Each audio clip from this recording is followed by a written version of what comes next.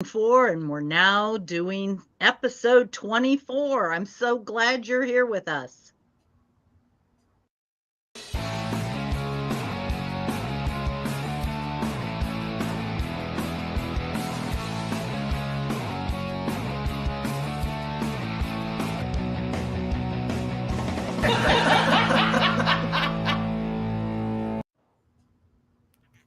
Hello and welcome. I'm going to be your host today. I'm Marilyn Robinson, and our topic for today is safety first.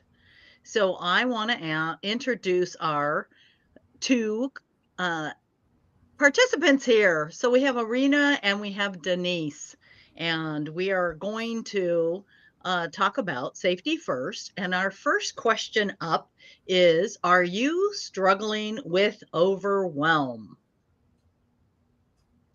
Okay, now we got a different question. I'm going with the flow. Meet the host. So, um, So, why is nurturing our people, places, and things that we love important for professionals to thrive in your life and business? So, Irina, let's start with you. Thank you for the inviting me and having me on this show. And I'm Irina Strunina. I'm health strategist, and I am also the founder of the Facebook group called Diabetes 101 for Beginners. This group, in a little bit over 2 years, grew to over 100,000 members without advertising. And what we do there, we do nurture. We show our support and accountability and education and sharing opportunities and sharing knowledge and sharing everything that we learn to help others to get better after they receive the diabetes diagnosis. And what I'm saying in terms of feeling overwhelmed, we care.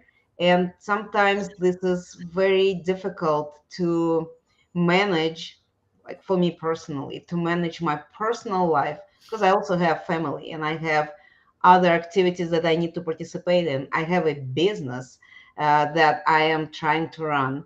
And then we have people. And sometimes when they post their information and you feel that you have to jump on and hold this person and help them to get better, at the same time I also know that I have to take care of my family, and I also know that podcast is coming or the conference is coming and I need to take care of this, and that may be very overwhelming. And I'm trying to do my best, and but that's the life, I guess. Well, that was great. Wow. Yes, balancing everything that we decide to do. There is a practice that we've talked about before on some of these sessions where we talk about the ability to say no. So, Irina, I need you to start saying no to some things. No, but no, it is tough. It is a challenge. We do like to support everybody that's in our circle of influence, as that includes family, business, and friends. So, Denise, give us your insights on this. Yes, thank you so much. And I'm Denise Belil, Serenity expert. And I will piggyback on what Irina said and go a little bit another direction, because the questions say, why nurturing our people, places, things that we love important for a professional to thrive in life and business.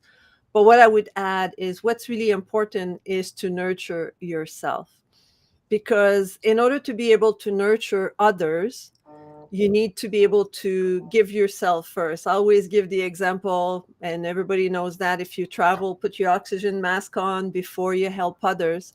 And the reason why is because if you're not okay with yourself, if you're not balanced, if you're out of whack, if you're tired, if you're exhausted, if you're sick, then you cannot nurture other people. So that's a very important point to remember.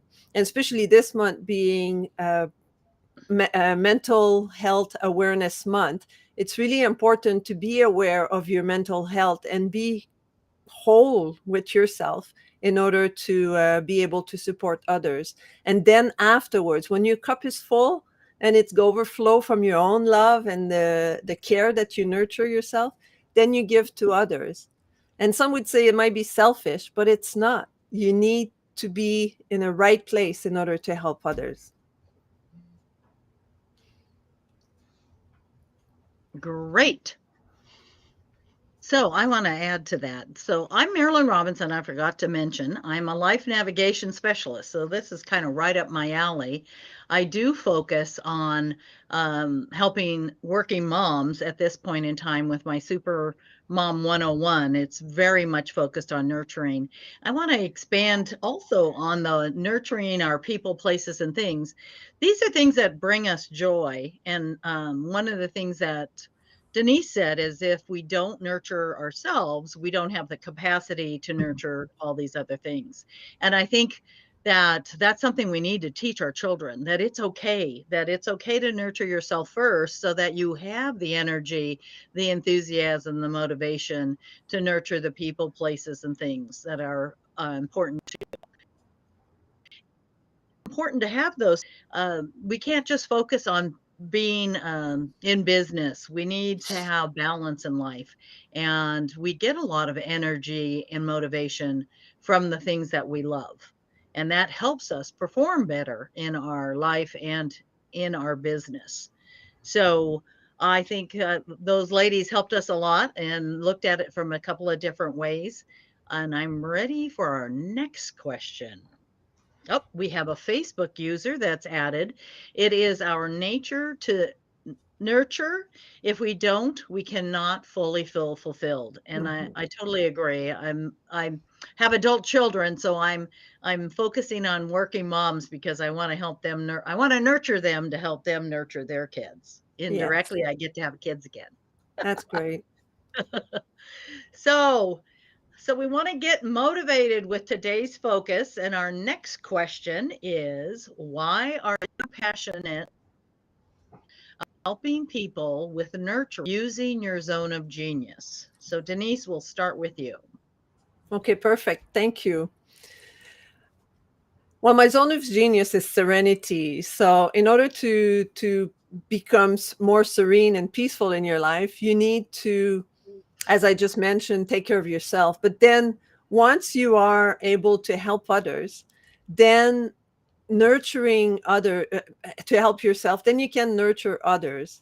And I think it's really important to remember that, as you mentioned, Marilyn, you help mothers teach their children, right? And we're there as a guide. We're there as an example for our business, for example, to be able to support other people and nurturing them in a way is. I just had a call, actually. I'll do a.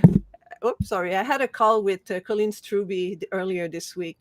And she said that, when you do follow up, you need to get to know, like, and trust by people in order for them to want to do business. But then remember. So, how do you get remembered by people? Is by nurturing them. It's by giving them little attention here and a little attention them. And that's what nurturing is when it's in regard to your business. Do contact, do little follow up, go on their Facebook page, LinkedIn, and any format that they show themselves and support them and say, hey, great video, great comment. I love what you're talking here, what you're talking about here. And when you do that, then it support them into being nurtured, and then they'll want to reciprocate and look at you and say, oh, interesting, thank you for following up. Oh, what do you do? How did I die? And then you get to build a relationship with them, and then they will follow you back and they'll nurture you back.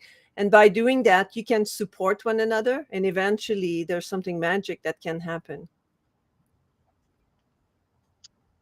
Great. Well, thank you, Denise. That was wonderful. I love that. Being able to connect with people and give them that positive feeling and that positive joy. So, Irina, what would you like to add to this? Again, why are you passionate about helping people with nurturing using your zone of genius? I What was is your thinking zone of genius? exactly. While Denise was answering, I was thinking, what is my zone of genius? Because of what I'm doing and where I'm showing my nurturing part is, I'm not even sure that this is zone of genius or it's just me. It's my nature. Some what the Facebook user says it's our nature to nurture, and that's what I naturally doing. And I think most people, women especially, are in this position. So I know how it is to live with someone who has the chronic disease. I know how it's affecting the family, that particular person, but also people who surround you. And because I lived through this, I also know that it is possible to minimize or eliminate completely. And it just drives me to share with people this information. And by sharing with them this information, that this is not necessary to, thank you, Denise, to exhaust yourself to care for others. If you do take care of yourself, if you do take care of everything else, you can eliminate a lot of baggage of problems that accumulate on when we are tired and exhausted. So why I am passionate? Because I know that it is possible. I have several examples. I see how they are doing. I'm really trying to be myself this way. I cannot say that I am an example yet, but I'm moving that direction. And I am taking care of myself to the best of my abilities. But I am a junior. I'm getting there. And when I will become an Serenity expert, I will announce it everywhere. So I will share that expertise later on as well. All right. So I think you can consider that your a one of your zone of geniuses. I mean, you have a lot of information. I know you've helped me embrace my type 2 diabetes, bah humbug. But you bring it down to a level of it's okay. It's something that you can make progress with. You take kind of the worry out of it because you know it can be done and it can be dealt with. And I think that's part of your nurturing nature is to help people move along and be productive so that they can conquer it. So I think from my standpoint, um, my zone of genius, I love mothering. It has been one of the biggest joys of my life, one of the biggest accomplishments of my life. And I have three wonderful adult children who no longer want to be nurtured. They tolerate my hugs, they tolerate, having to text me and keep me up to date, and they occasionally let me post their pictures. But, it's been a challenge because, that nurturing still wants to exist, and so I want to be able to, help others, and by helping moms, fast track their parenting skills. So maybe they don't have to be stressed out trying to balance everything, and they can spend more time nurturing and being helpful. And so that's where I'm at in trying to use my zone of genius. And I was a working mom, and I did it all. And so I have a lot to share, a lot of wisdom, um, good things to do and good things not to do. So we have some things from our Facebook group. I've noticed that a couple of comments have come in. So one Facebook a viewer mentioned you need to know, like, trust, and remember. That was a capture from one of the speakers. And connections are key. So that is very true. And as Monica just told me, enough. I am enough, and I'm enough giving. And So enough giving. Yeah, that's enough. enough giving. Yes, stop giving. Take some time for yourself. So I think that it's that's true. I wish I had been trained at a young age, because I did have people in my 40s when I was working full time say, you need to take care of yourself. You need to take care of yourself. And to me, it was more rewarding to nurture. And so for me, taking care of myself didn't excite me. But if I had started with the behavior as a child, and so self care is something I do work with moms to teach their kids to take the time for self care. So, our next question is, to stay inspired, how has not protecting those you nurture been a problem for you in the past, and how did you overcome it? So, we'll start with Irina, even though I know she wants to sit on that question. So, how has not protecting those you nurture been a problem? And then how did you overcome it? Wow. Well, this is actually, I don't have to sit on it. The normal reaction for me and for many moms, talking about moms, is do it myself. Don't rely on anyone. I will do that. I will take care of it.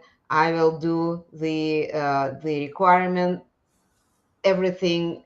So the people I nurture for will get the best care, or the best service, the best whatever it is. The problem with that is that when we do that, I am getting better at doing those things. Those people who I nurture for, they don't have that experience.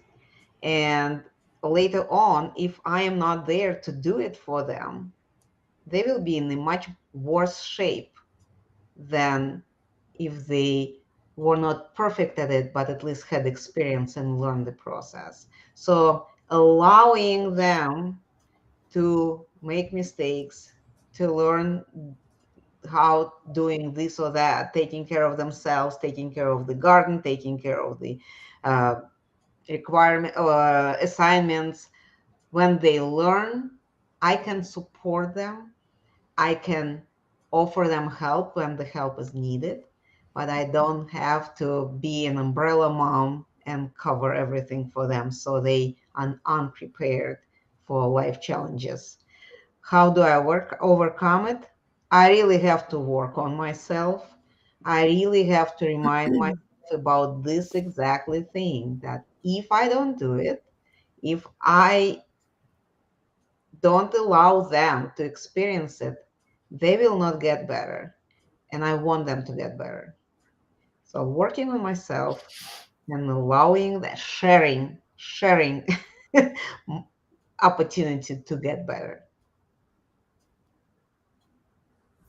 Yeah, and I think adding to that we were raised, it's kind of the expectation that mom does it all. Mom takes care of everything. And I think you're right that we miss out on the opportunity to train, educate, guide, and equip people, whether it's our children or the people that we're working with. If we do too much for them, then they can't stand on their own. And I think going back to my experience with you talking about diabetes, you said everything so factual, and it's like, well, you have to do this. I can't do it for you. So, so it's like, you're a guide, and you nurture through your guiding, and you provide information, and you provide support and encouragement, and that's the same kind of thing that we need to do for our children.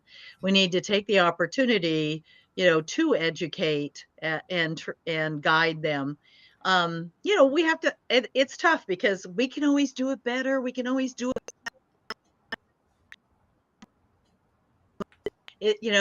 really, are they going to do it, or are they going to make more of a mess? I'm thinking cleaning house, but the fact is that it's like anything. The more they do it, the better they'll get. And I taught my kids how to do their laundry at 10. And when my son went away to college, he was like, hey, he sent me a text and he goes, thank you for teaching me how to do laundry. I'm watching these guys and they're ruining their clothes. Oh my gosh, they don't know what they're doing. I appreciate you, Mom. And I was like, you know, who would think that they'd get a text from their son about laundry? But I mean, that's the thing we need to understand, that it hurts us not to take care of everybody and protect them, but we have to step back and realize that we also have an obligation for them to learn and have lessons. So, Denise, I'll turn it over to you to add some more. Thank you. So I'll take it in a little bit different direction. As when I first start coaching, I used to tell people what to do. So in that sense, it was not really nurturing them. I was just controlling the flow of our coaching. And what I realized over time is that they were not growing, because I felt that when coaching is something that the client, the person that being coached, has to come up with the answer. And that's something I learned. And how I overcome it is I let them trip over themselves. I let them make decisions that were not necessarily moving in that direction that they wanted to go, but by guiding them and bringing them back. But I had to let them make those decisions. And eventually they come up with the right answer for them, and not where I want them to go, but where they need to go for themselves. Because people, when they're being told or when they're being directed, they're not growing. They need also to learn by themselves. And that's what I experienced. And that's how I overcome it when I was doing the coaching initially. And now I'm more listening, guiding, asking more questions. And by asking questions, then it makes my clients think for themselves, come up with their own answers. And that's how I'm now nurturing my client, by supporting them with questions so that they can come up with the right answer. From time to time, I say, can I suggest something? And then they say, yeah, sure. And then I open it and I say, you can or cannot, you could or not do that. It's up to you. It's just a suggestion. So I overcame the fact that I always say, oh, you should do that. Why don't you do that? Why don't you do that? That makes a huge difference in how my coaching goes now, and the result I have with my clients getting more satisfaction out of what they want to accomplish. That's great. Thanks for the personal insight on, again, how can we improve ourselves? How can we take ourselves to the next step and improve life? And Mm-hmm. I think that's key, that you build confidence in the individual. When the individual makes the decision themselves and they see that they can make good decisions and that the decisions are right, that helps them build self-confidence. And that's really what you want to do in your children, in your clients. You want them to be able to walk away with the confidence to do what needs to be done in their life for themselves. And so we did have a couple more comments come in from Facebook that I would like to share. So most adults don't know how to adult because they never had a chance to practice. Mm-hmm. And I think what's key about that one is that we don't want to fail, and our egos get in the way, and we get embarrassed because oh my gosh, I should know what I'm doing. I should know how to do this. And we don't really allow ourselves to grow up and learn to be adults.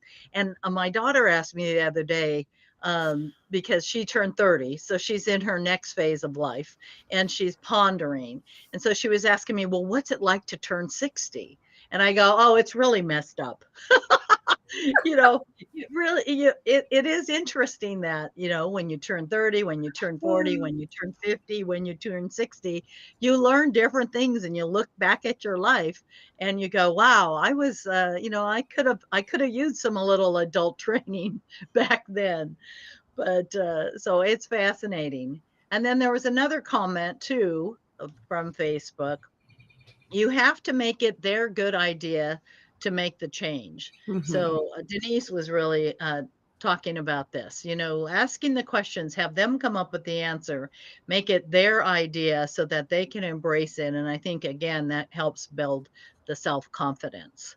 So, well, this has been a great show so far. We get a little off track from the question every once in a while, but we don't mind because it's all valuable information. So the next up is keep networking. So who should you ask for help when you are trying to increase protection? So Denise, I'm going to start with you. Hmm. Who should you ask for help when you're trying to increase protection? It's a challenging question. Yeah, okay. I would like to have the author come on the stage and explain that. Um, but when it's since the whole talk was about nurturing, so let's go on that. And what I would say is not be afraid if you need help. Like I talk in when I do speeches and stuff like that and talk, I talk about self compassion. And so I'll talk about self compassion for myself. If there's a time where I have to, for example, I'm committed to do something, but I don't feel well, or I can't do it, not to tell myself suck it up and just get up and do it, but see if anybody else can ask. So have a tribe of people that could be there to that have your back, that can support you, that can be with you and will come up, without hesitation and show up and be there for you. But that needs to be nurtured also, because that's not a one-way street. If you want people to support you, you have to support other also.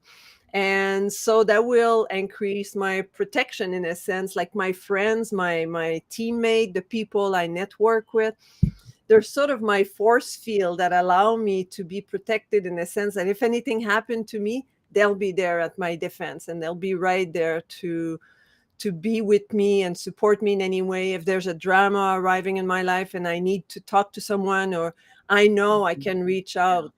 Especially we're here with MinkLife, and look at us, I know I can count on all of you, those that are behind the scene and the camera and those that are there. If anything happened, I know they have my back. So when you nurture these type of relationship, you have much better chance to feel that when there's a drama or something you need in your life, you'll have people that are there for you and will support you. Well, you did a great job with that. You took it away. So we did add a little to the question. I don't know if I missed it the first time, but who should you ask for help when you are trying to increase protection of those we nurture? So you knew the question. so, so Irina, what would you like to add to that? the, my answer will be, first of all, everything that Denise said, I cannot repeat that too, so I'll skip this part to save time. What I wanted to add to it is, because we not singled, I know people, I have network, and sometimes I do see that my experience, my knowledge, my expertise is not enough to help particular person with Hmm. particular situation. But I have a network, and I do two things. One, sometimes I know exactly who can help. And I really, for me, it's so easy, so much easier to reach out to someone and say, look, friend of mine, relative of mine, colleague of mine, needs help and I know that you are exactly the Mhm. person who can help. Can I connect you? So that's one thing. It's much harder for me to ask for myself, but to help someone to get connected, no problem. I do it anytime I can. And the other, but this is in a situation when I know exactly who can help. But sometimes there's the situation when I know that this is definitely not my area of expertise, it's above my grade, it's something that I really can just mess up. But again, I have a network, and what I can do, these people, even those people are not in this network, I can drop this question in the network and say, who has this Yeah. experience? Who knows someone who could help with this situation? So, really, people ask me for help in a specific area because they know that in this area, I am more informed than they are. And my information, not necessarily the facts about this particular issue, but also connections in this area. So if I personally cannot really provide information, I can provide the link to information that they are looking for. I Mhm. can provide the link to the source of help where they can get it. So who you can ask for help? Those who knows the answer. Okay, that's amazing. So I was thinking about, the different scenarios. So a lot of times, the people we are nurturing, something may be going on and we're not sure exactly what it is. And so I kind of rely on my daughters who have a really good relationship.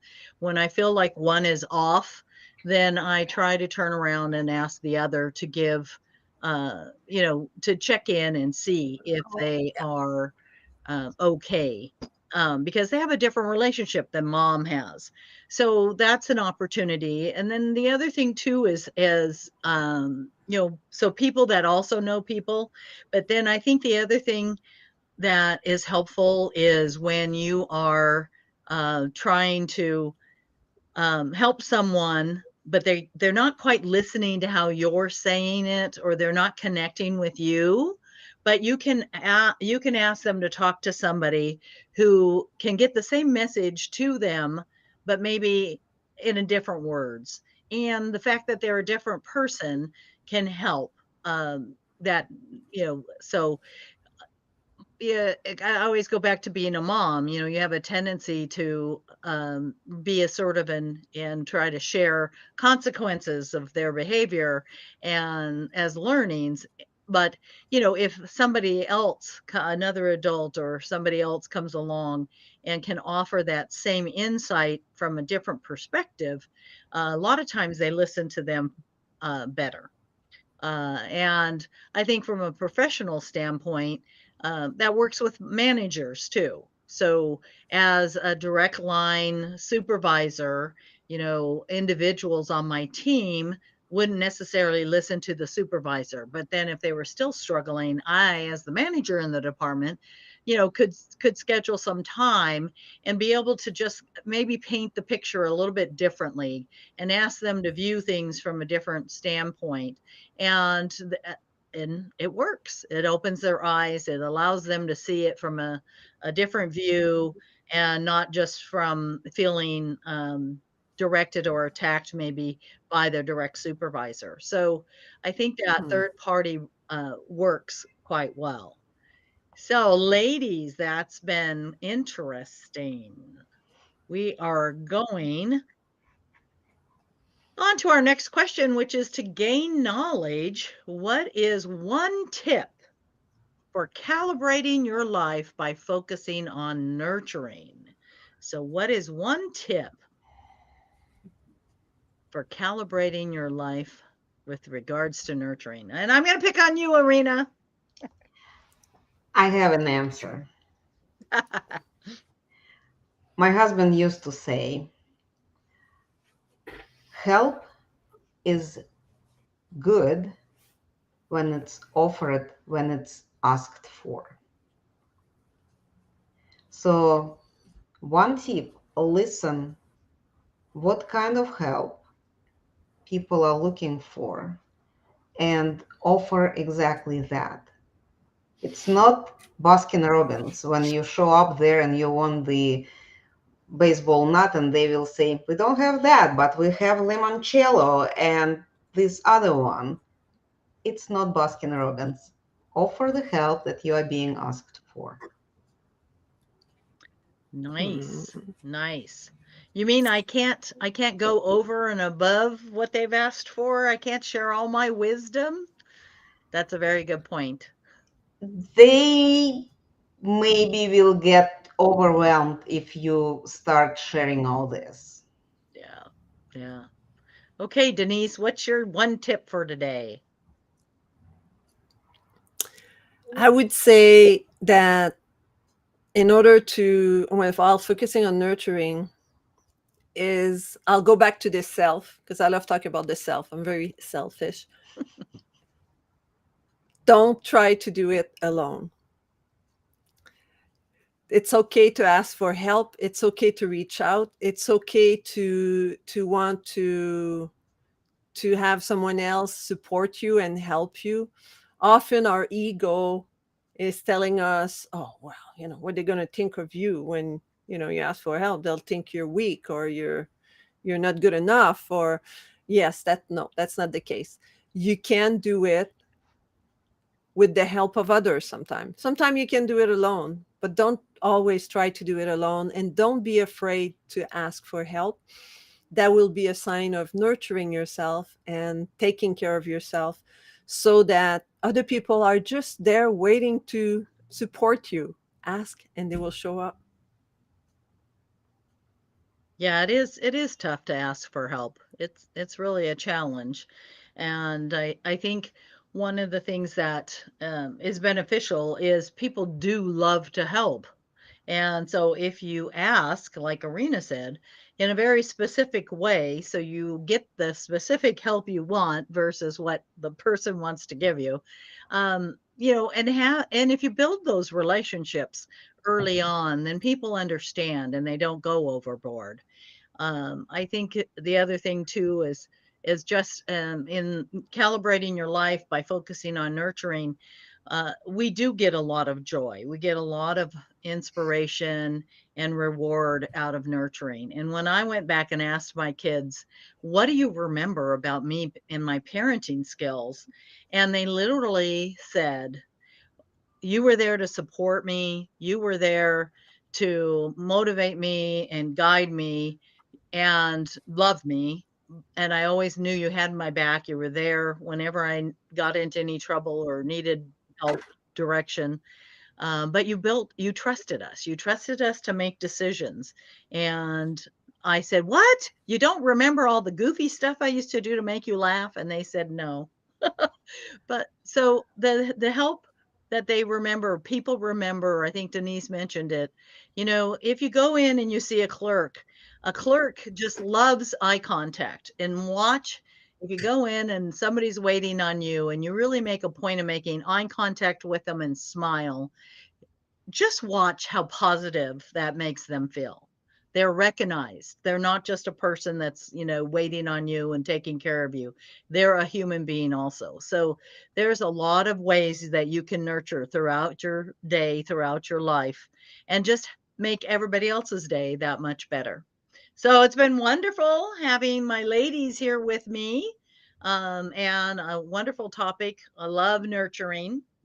So we're going to go on to announcements. So, Irina, do you have anything going on right now you want to share with us? Absolutely.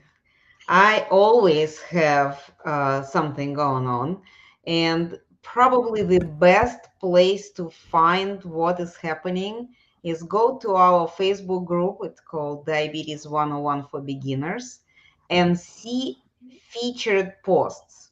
So we have Diabetic Healthcare Expo coming up at the end of May, and where we have doctors and nurses and dietitians and different other health experts showing, well, not showing, talking about diabetes, how it's what people can do to help themselves, to manage, to get control over their lives. There are other places where you could find this, but Diabetes 101 for beginners, this is the place where you could learn about my events, what I am doing, and where you can connect with me. So that's it. Sounds great. All right. So Denise, what do you got going on? Well, what I have going on is because it's spring, and I think it's important to, again, self-care is to not only clean your patio and clean your house, but clean your brain. So I have a little downloadable for you. It's a little ebook that's called Spring Cleaning for Your Brain. And in order to download it is tiny.cc/ clean your brain. And with that, you can do an evaluation of what works in your life, what doesn't work, and then sort it out and eventually, and then decide what you want to bring back. So it's almost like, imagine you have a big garage and you take everything off the garage to clean it up because you can't even drive your car in it. And then you clean up the garage, you put shelves and bins and shelves and everything, and then you only bring in the things that you want to have in the garage, and you recycle the rest or eliminate it or trash it. And it's the same for your brain. That's what this exercise does. It allows you to do an evaluation of what's going on in your life right now, and decide what are the things that are supporting you, what are the things that are not supporting you, and how to incorporate new things. Because before, in the garage, you didn't have the shelves and the bins and the hooks. So you had to add something into this environment. It's the same with your brain. Sometimes you need to add support group. You need to have a course maybe, or a coach, or different things that you need to add. So the whole ebook is short. It's not a big thing. There's a few exercises in there. It will allow you to do your spring cleaning for your brain. And I encourage you to do that maybe a couple times a year, just to say, okay, where am I at now? And now that I move forward in my life. I love that. I love that idea. That's great. Okay, I already bookmarked it. I'm going to check it out. That is wonderful. I love that idea. Spring cleaning my brain because I need it. I need to dust off, get rid of some old stuff, and put in some new stuff. So, what I would like to do is reach out to those that are working on their parenting skills and want to fast track and not be stressed out. I think becoming a super mom or a super dad is really the key of what are you prioritizing? It's not doing everything, it's doing the right things. And so reach out, let's chat. You can find me at marilyn-robinson.com and let's connect and get to know each other. Now we have your community announcements. Announcements. That's right. It's Monica Henderson bringing you our community announcements. And if you really enjoyed the show and you think, I could do that, I could be them, and I can be on the show, well, guess what? We want you on the show. We want you on the screen. So just go to minklifemotivation.com/live and sign up to be on the show. If you want to watch hear the show on the go, no problem at all. You can go to wherever your podcasts are, whether it's Apple Podcasts, Spotify, or iHeartRadio, and listen on the go. Just look for Mink Life Motivation Live.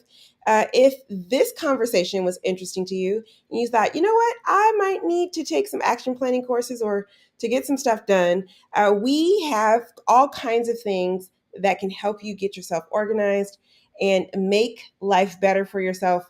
Just go to minklifeuniversity.com to get started. And if you are excited about Denise being on the show today, well, guess what? You can see more of her tomorrow on the show, as she will be moderating the show tomorrow.